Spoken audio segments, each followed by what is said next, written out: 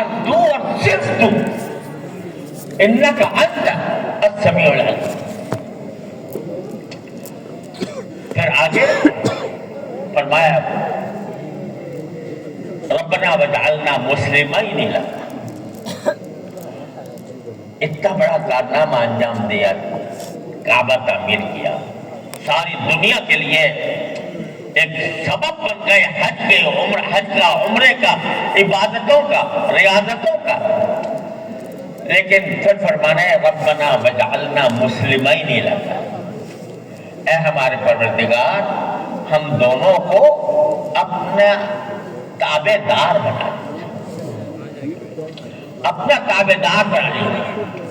لفظی معنی ہے عربی زبان میں مسلمین کے کہ ہمیں اپنے آگے جھکنے والا بنا دیجیے، لفظی معنی یہ ہے اپنے آگے جھکنے والا بنا دیجیے کہ ہر معاملے میں آپ کے آگے جھکے ہوئے ہوں۔ کیا مانا کہ آپ جو حکم دے دیں یا آپ ہمارے جو کام متعین کر دیں اس کے آگے ہمارا سر تسلیم خم ہو، ہم اس کے بارے میں یہ نہ سوچیں اور یہ نہ کہیں کہ آپ کیوں حکم دے رہے ہیں، بلکہ جو حکم بھی آپ دیں اس کے آگے ہم سر جھکا دیں، ہماری سمجھ میں آئے یا نہ آئے۔ یہ پیغمبر کہہ رہا ہے، پیغمبر کہہ رہا ہے، جس سے کوئی غلطی صادر ہونے کا امکان نہیں، وہ پیغمبر کہہ رہا ہے کہ اللہ ہمیں اپنا اس طرح آگے سر جھکانے والا بنا دیجئے کہ جو آپ کا حکم آئے اس کے بارے میں ہمارا سر جھکا ہوا ہو، اس کے اوپر ہم مکمل اس کے تابع فرمان بنے اور کوئی ہم اپنی حکمت، علت، مصلحت آپ سے پوچھنے کی کوشش نہ کریں، جو آپ نے حکم دیا اس پر سر جھکا دیں۔ یہ ہے اسلام، اسلام کے معنی۔ ویسے تو ظاہر ہے جب یہ کہہ رہے ہیں ہمیں مسلم بنا دیجئے، مسلم بنا دیجئے، اللہ کے فضل و کرم سے ایمان تو پہلے سے موجود تھا، مومن ہونے میں کیا شبہ ہے؟ حضرت ابراہیم اسماعیل، تو یہ مطلب نہیں ہے کہ ہمیں اب ایمان عطا فرما دیجئے، ایمان تو ہے اللہ کے فضل و کرم سے، لیکن اسلام اس وقت ہوگا، اسلام اس وقت ہوگا جب ہم آپ کے ہر حکم کے آگے سر جھکانے والے بن جائیں اور اس پر عمل کرنے والے بن جائیں، تو ہمیں ایسا ہی بنا دیجیے۔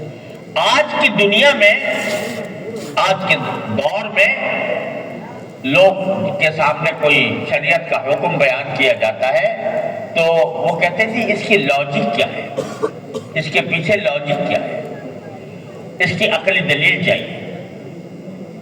اگر کہا جاتا ہے کوئی سود حرام ہے مثال کے طور پر، تو سوال ہوتا ہے کہ جی اس کی کچھ لاجک ہونی چاہیے، پتہ چلے کہ سود کیوں حرام ہے۔ لوگ کیوں کا سوال آج کل بہت زیادہ، اور اس شخص کو بڑا زبردست اسکالر سمجھا جاتا ہے جو اس کیوں کا جواب دے۔ اللہ کے حکم کے آگے جب کیوں کیا جائے تو اس کا جواب دے تو وہ ہے اسکالر۔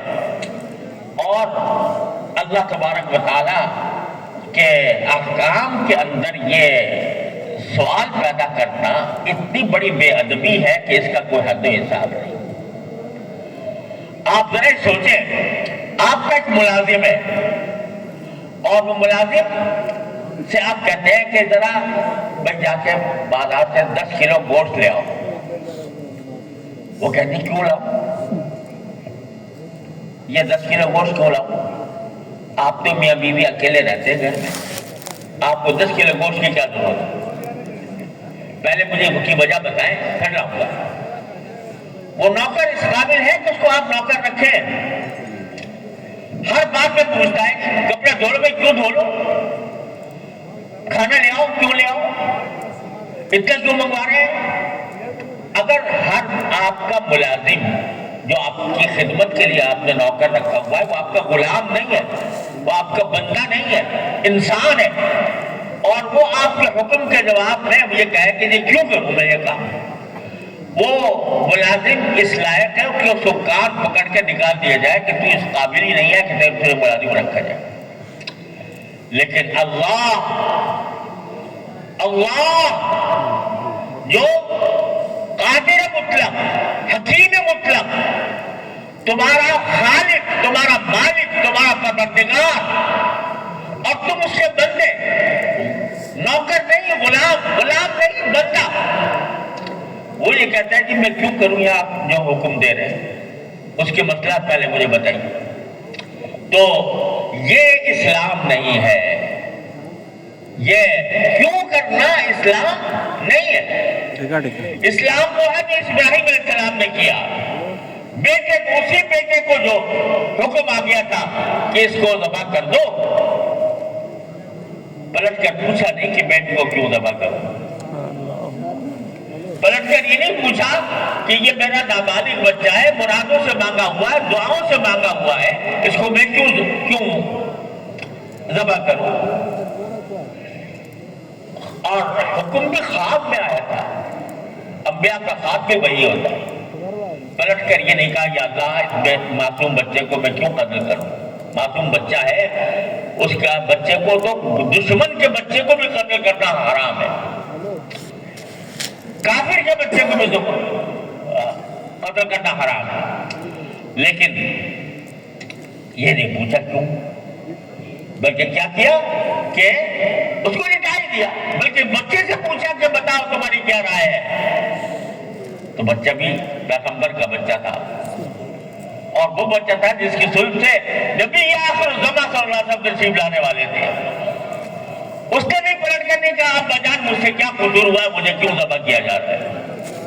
اس نے کیا کہا یا ابت افعل ما تؤمر، ابا جان جس چیز کا حکم ہوا ہے کر گزریے، میری فکر نہ کیجیے، ستجدونی انشاءاللہ من الصابرین، مجھے اللہ چاہے گا مجھے آپ صبر کرنے والوں میں پائیں گے۔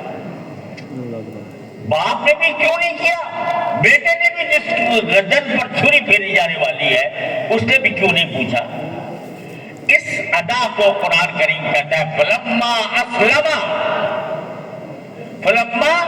اسلم وتلہ للجبین، جب دونوں باپ بیٹے جھک گئے اللہ کے آگے اور باپ نے بیٹے کو پیشانی کے بل لٹا دیا، اس کو اسلام کہا قرآن کریم۔ اور اذ قال له ربه اسلم قال اسلمت لرب العالمین، تو اسلام نام چون و چرا کرنے کا نام اسلام نہیں ہے، لاجک پوچھنے کا نام اسلام نہیں ہے، بلکہ اللہ کے حکم کے آگے سر جھکا دینے کا نام اسلام ہے۔ ربنا وجعلنا مسلمین لک، اے پروردگار ہم دونوں کو آپ اپنا تابع دار بنا لیجئے، اپنے حکم کے آگے جھکنے والا بنا لیجئے، اور وَمِن ذُرِّيَّتِنَا أُمَّةً مُسْلِمَةً لَكَ، اور ہماری ذریت سے بھی ایسے قوم پیدا کیجئے جو آپ ہی کے آگے جھکنے والی ہو، آپ ہی کے آگے جھکنے والی ہو، ایسی ذریت ہو، اپنے لیے بھی، اپنے بیٹے کے لیے بھی، اور اپنی آئندہ نسلوں کے لیے بھی دعا فرمائی کہ ایسے بنے جیسے اسلام کے صحیح مفہوم کو سمجھ کر اس پر عمل کرنے والے، کہ اللہ کے حکم کے آگے سر جھکا دینے والے۔ من ذریتنا امۃ مسلمۃ لک وارنا مناسکنا، اور اللہ ہمیں اپنے ہماری عبادت کے طریقے بھی ہمیں سکھا دیجیے، یعنی بیت اللہ تو آپ نے تعمیر کرا لیا اور ہم نے آپ کے حکم کے مطابق جیسا بن پڑا تعمیر کر دیا، لیکن اب اس بیت اللہ کی جو اصل صفت ہے وہ یہ کہ یہ بیت اللہ عبادت کا مرکز بنے، آپ کی بندگی کا مرکز بنے، تو اس میں کیا طریقے ہم اختیار کریں عبادت کے، وہ سارے ہمیں تعلیم دے دیجیے، ارینا ہمیں دکھا دیجیے، لفظی معنی تو یہ، لیکن مفسرین نے فرمایا کہ مراد یہ ہے کہ تعلیم دے دیجیے ہمیں اپنے تمام عبادات کے طریقوں کی، اور عبادات کے طریقے کی تعلیم دینے کے ساتھ وَتُبْ عَلَيْنَا، ساتھ میں ہماری غلطیوں کو کی توبہ کو بھی قبول کر لیجیے۔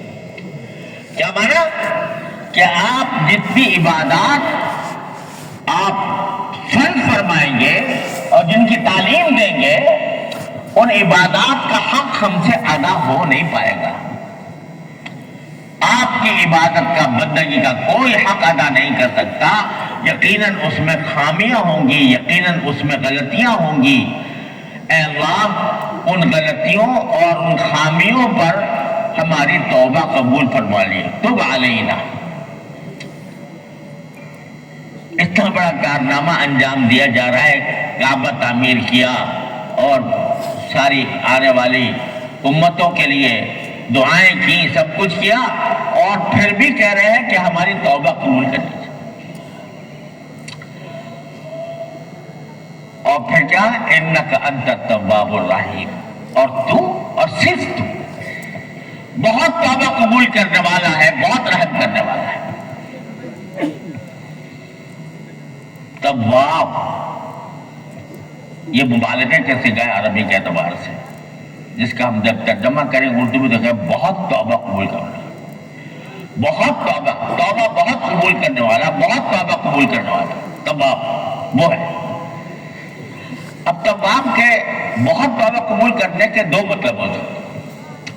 ایک مطلب تو یہ ہے کہ بہت سارے لوگوں کی توبہ قبول کرتا ہے، زید کی بھی، عمر کی بھی، بکر کی بھی، میری بھی، تیری بھی، ہر بہت سارے انسانوں کی توبہ قبول کرتا ہے۔ ایک معنی تو اس کی یہ ہے، اور ایک معنی اس کے دوسرے ہیں کہ ایک ہی آدمی کی توبہ بار بار قبول کرتا ہے، ایک ہی آدمی کی توبہ بار بار قبول کرتا ہے۔ اور یہ عجیب بات ہے کہ قرآن کریم نے اپنی بھی صفت بیان فرمائی تواب، اور اپنے نیک بندوں کی بھی صفت بیان فرمائی تواب۔ ان اللہ یحب التوابین ویحب المتطہرین۔ وہاں توابین سے کیا مراد ہے؟ وہ بندے جو کثرت سے توبہ کرتے ہیں، اور جہاں باری تعالیٰ اپنے بارے میں فرمایا تواب، تو اس کے معنی یہ ہے کہ وہ جو بہت توبہ قبول کرتا ہے۔ جب بندے کو کہہ رہے ہیں کہ یہ بندہ تواب ہے، کیا معنی؟ بہت توبہ کرنے والا ہے۔ اب بہت توبہ کرنے کے معنی ایک یہ ہو سکتے ہیں کہ ایک ہی گناہ پر بار بار توبہ کر رہا ہے، بار بار توبہ کر رہا ہے، ایک ہی گناہ پر بار بار توبہ کر رہا ہے۔ اس کے بارے میں تو بزرگوں نے یہ فرمایا، ہمارے حضرت حکیم الامت قدس اللہ علیہ وسلم فرماتے ہیں کہ جب ایک مرتبہ آپ سے کوئی گناہ سرزد ہوا اور آپ نے توبہ کر لی، اب مطمئن ہو کے بیٹھ جاؤ، اب اس گناہ کو دوبارہ یاد نہ کرو، دوبارہ یاد نہ کرو، بلکہ اس کے توبہ کو سمجھ لو کہ اللہ کیا قبول ہوگی۔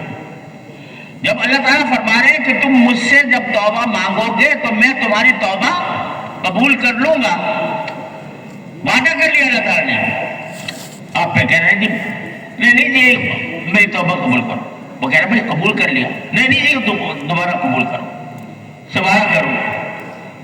یہ بے ادبی کی بات ہے۔ جب ایک باری تعالیٰ نے کہہ دیا کہ میں تیرا توبہ قبول کرتا ہوں، کر لی، اب بار بار کو یاد دلا کے کہنا کہ نہیں جی کرو، نہیں جی کرو، نہیں جی کرو، یہ بے ادبی کی بات ہے۔ اس لیے چاہیے یہ کہ جب ایک مرتبہ کسی سے کوئی گناہ سرزد ہو جائے تو اس سے ایک مرتبہ اللہ کے سامنے گر گڑا کے یا اللہ میں توبہ کرتا ہوں، 2-3 مرتبہ کر کے گر گڑا کر صدق دل کے ساتھ توبہ کر لے اور مطمئن ہو جائے کہ قبول ہو گئی، اب بار بار اس کو یاد نہ کرے۔ لہذا تواب کے معنی یہ تو ہوں گے نہیں کہ ایک گناہ کے اوپر بار بار توبہ کرے۔ تواب کا کیا معنی ہوں گے بندے کے لیے کہ وہ جب بھی غلطی ہو توبہ کرے، جب بھی غلطی ہو توبہ کرے، جب بھی غلطی کا خیال آئے توبہ کرے۔ تو تواب بندے کے لیے جب کہا جا رہا ہے تو اس بندے کو کہا جائے گا کہ غلطیوں کا تو بہتر ہے انسان، کتنا بھی مقدس ہو جائے، کتنا بھی پارسا ہو جائے، باری تعالیٰ کی بارگاہ کے اعتبار سے تو وہ مقصر ہی رہے گا۔ لہذا وہ ہر تقصیر پر اللہ تعالیٰ سے بات ہے، مانگتا ہے. لہذا اس میں ایک امید کا بڑا پہلو ہے. امید کا پہلو یہ ہے کہ اگر فرض کرو آدمی گناہوں میں مبتلا ہے بار بار، تو یہ نہ سمجھے کہ بس بھائی اب تو میں مایوس ہو گیا، میرے لیے دروازہ بند ہو گیا. نہیں، بلکہ ایک مرتبہ غلطی ہوئی توبہ کر لی، دوسری ہو گئی دوبارہ کرو، تیسری ہو گئی دوبارہ کرو. اور توبہ کرنے سے تھکو نہیں، توبہ کرتے ہی چلے جاؤ، ہر غلطی پر توبہ کرتے چلے جاؤ. اللہ تعالیٰ نے یہ ایسا تریاق دیا ہے ہر گناہ کا کہ کبھی کوئی گناہ سرزد ہو